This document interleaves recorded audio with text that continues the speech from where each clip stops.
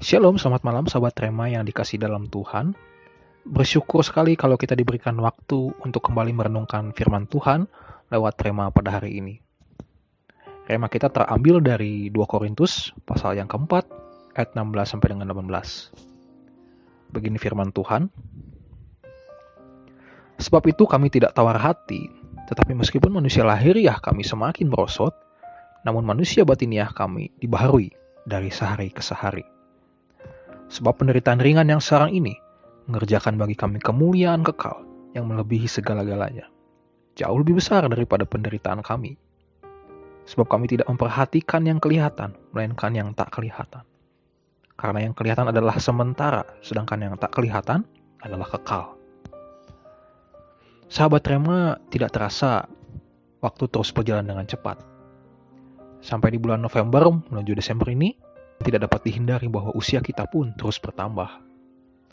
Tentunya hampir semua di antara kita juga sudah merayakan hari lahirnya masing-masing di tahun ini. Menjadi menarik ternyata kadang terlupakan bahwa sebenarnya usia kita di dunia ini pun berkurang seiring bertambahnya umur kita. Seiring bertambahnya usia kita. Bagaikan dua kutub yang saling bertolak belakang. Di satu sisi, umur kita menunjukkan tingkat kedewasaan fisik dan pengalaman kita selama hidup di dunia.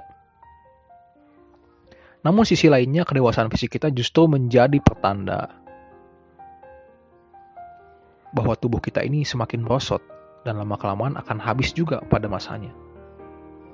Bila manusia lahiriah kita semakin merosot, maka ternyata kita masih memiliki manusia batiniah yang justru dapat dibaharui dari hari ke hari, agar terhindar dari penuaan dan kematian batiniah kita. Paulus dan Timotius tidak memandang kemerosotan manusia lahiriah sebagai pusat perhatian mereka. Bagi mereka, pasti hidup di dunia ini akan mengalami tantangan dan penganiayaan yang akan membuat tubuh mereka menjadi cepat merosot. Namun bagaikan minuman anggur yang disimpan berpuluh-puluh tahun, yang malah membuat rasanya menjadi semakin enak. Manusia batiniah Paulus dan Timotius pun memunculkan keharuman tersendiri, mengatasi tubuh jasmani mereka yang semakin hari semakin merosot. Namun mereka tidak mau terfokus pada keadaan lahiriah, yang sifatnya hanya sementara itu.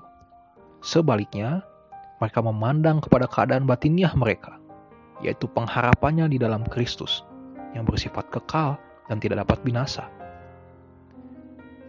Barulah mereka mewujudkan pengharapannya itu ke dalam bentuk pelayanan mereka. Itulah yang membuat mereka menjadi tidak tawar hati dengan hal-hal lahiriah yang menekan mereka. Sahabat Rema, malam ini kita diingatkan untuk tidak tawar hati dengan keadaan yang saat ini kita alami. Mungkin saat ini kita sedang tertekan. Mungkin saat ini kita sedang dalam masalah.